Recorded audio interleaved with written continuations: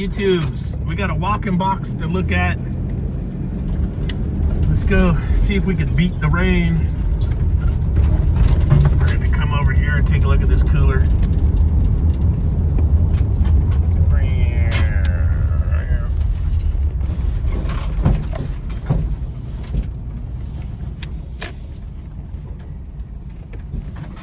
Alright. Here it is. I don't know if that's accurate or not. 52.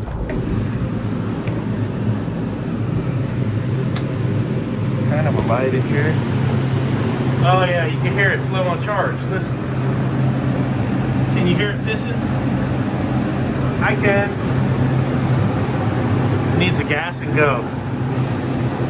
We'll pull this side off and give it a sniff. Get the leak detector out and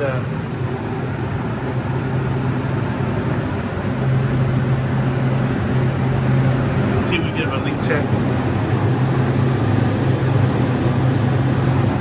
See what we're setting. It's all good. You hear that hissing? That's low on charge.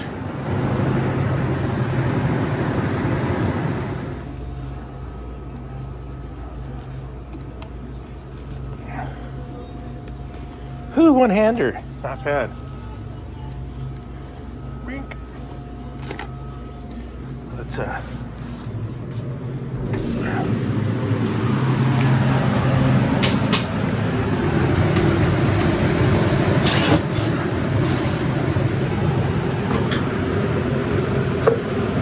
what avocados?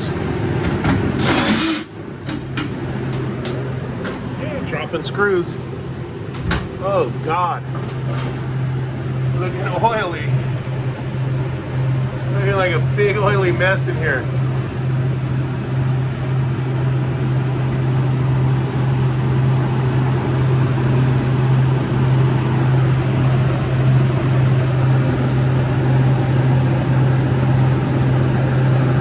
Wow.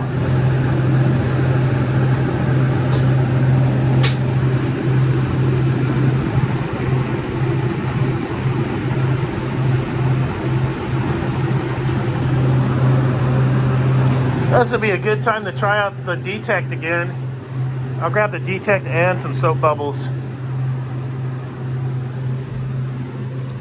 See if we can find the breaker to turn the fan off.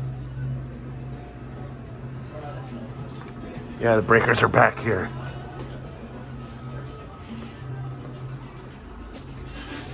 Hey Laura. Hi. How's it going? Hi, how are you? Good. It's low on charge. I want to find the leak. It's looking real oily in this one spot and see if we can find the leak. I'm going to turn the fans off. Here we go, right here. Boom. Let's go get the leak detector and some soap bubbles.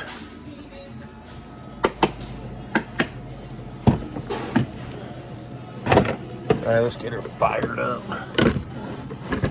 See what we come up with here.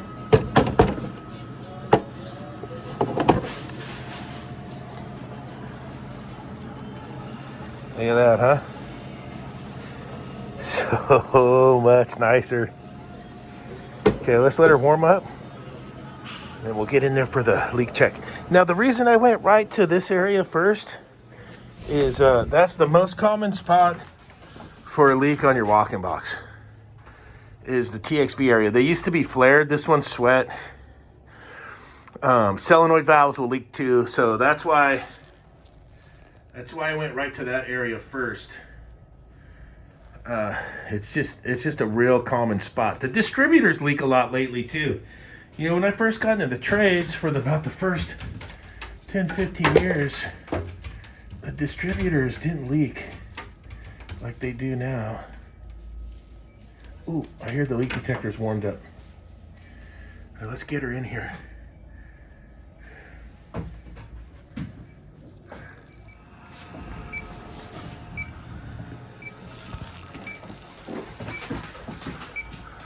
I could see oil coming off of there, so let's see.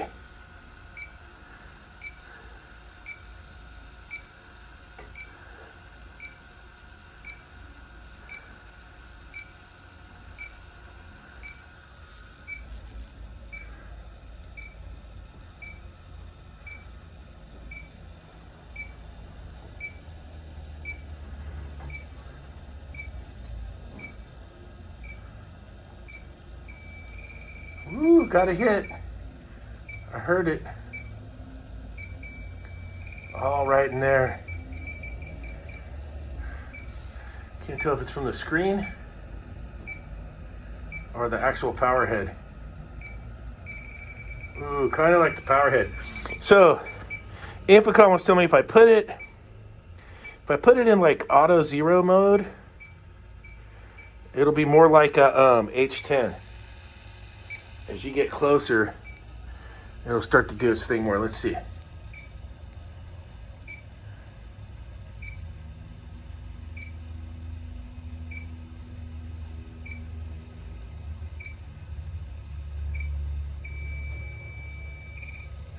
That's a hit right there.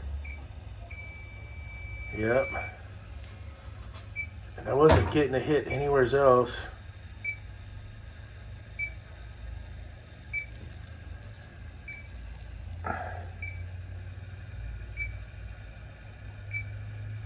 So I'm thinking power head, which might be able to tighten this thing up. Yeah, all around. I'm getting a hit all around where the power head meets the TXV. Which is a trip because this is real oily back here. Nothing off of those, nothing off of the solenoid.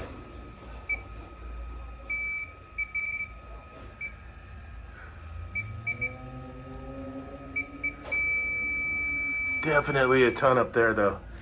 All right, cool.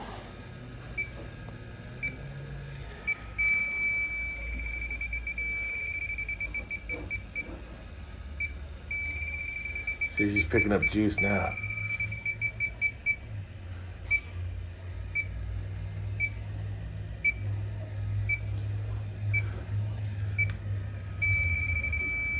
And she's just ringing off up there. Bark, bark, bark. All right, let's turn her off. Let's get the soap bubbles and see where we're at.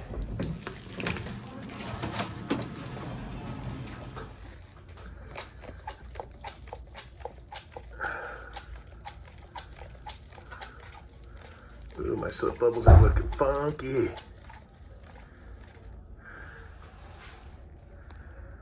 Funky monkey.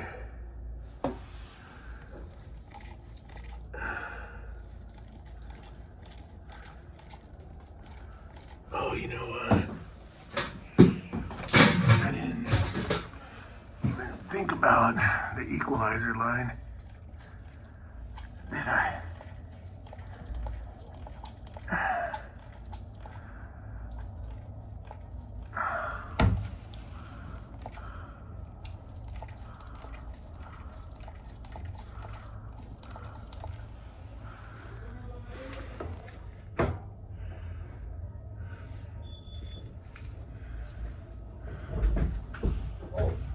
Come on in. What's up? You scared me. I wasn't expecting to be here. You want this open or closed? Oh, you can leave it open and closed. It's all good. Kind of half closed. All right, here we go. Just took a minute for the soap to get going. There it is.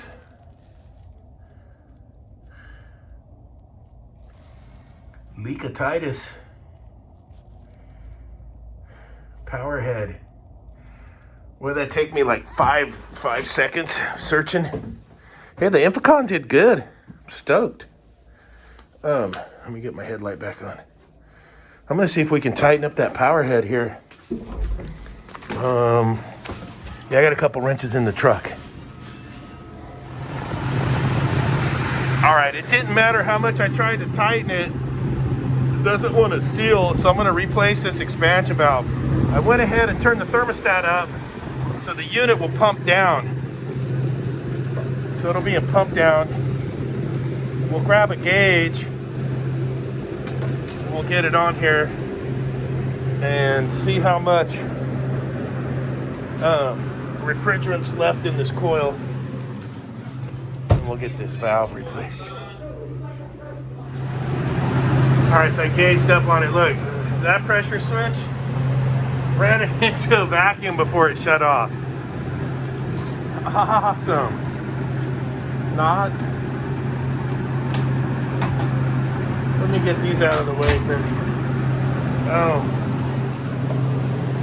On the flux. We'll do the little flux trick on here. Flux trick special. Alright, I got the valve out. And then all my pieces are nice and clean for the reconnect. And alright, get your flare valve and swivel nuts.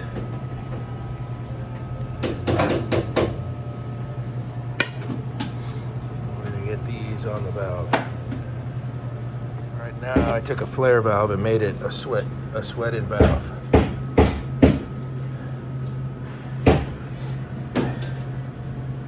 I'm gonna wrap this in a wet rag and we'll be able to sweat it in. It'll fit back together like a puzzle, see? You got your rags on there keeping everything cool so you can braise them all up.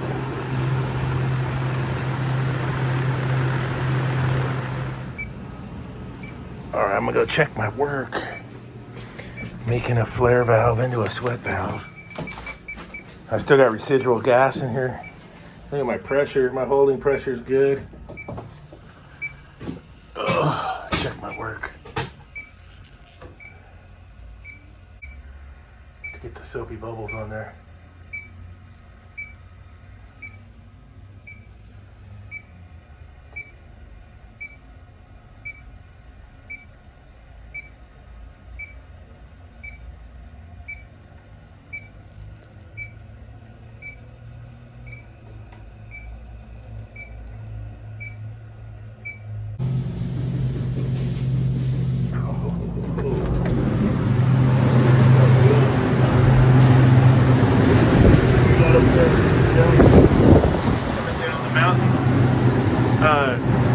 You don't hear that hiss anymore now that it's got gas in the system. So that's a little video how to make a flare TXV into a sweat TXV. Doing some more leak checking with the Infocon D-Tech 3. It did really well.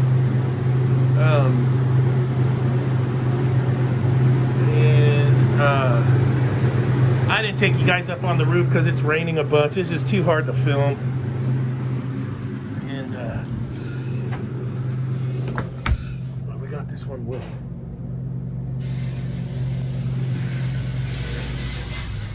All right, killed leaky TXV action.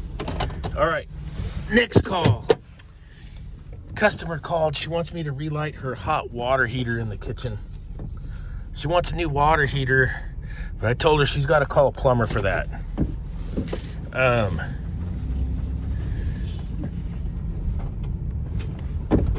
So, yeah, I could change your water heater out, but man, it's not my deal. So, that's more her, you know, I told her to get a hold of the plumber. So let's go over there and see if we can get this water heater to relight for her until she can find the plumber to change it out.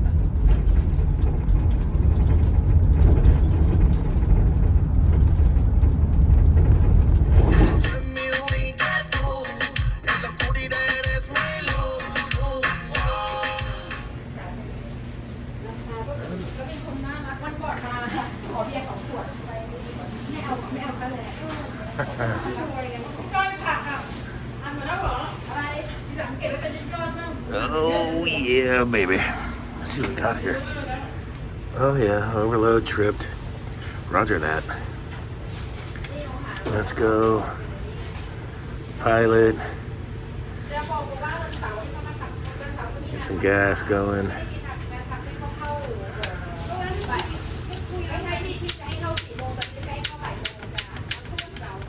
See if we get a heartbeat here.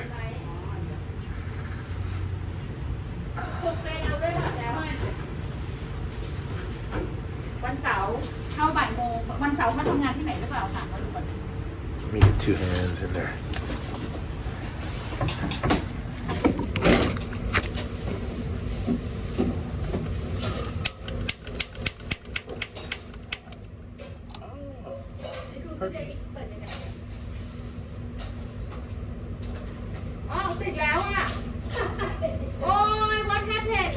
This limit right here it tripped.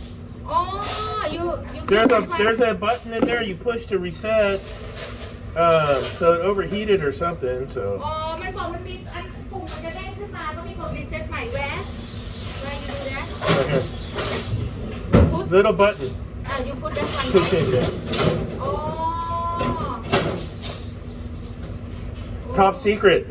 Top secret. $80 top secret. Okay, that's fine. All right, 90 and 2 beers. Last time you have me, that's okay, that's fine. You see it, okay? Okay, go to the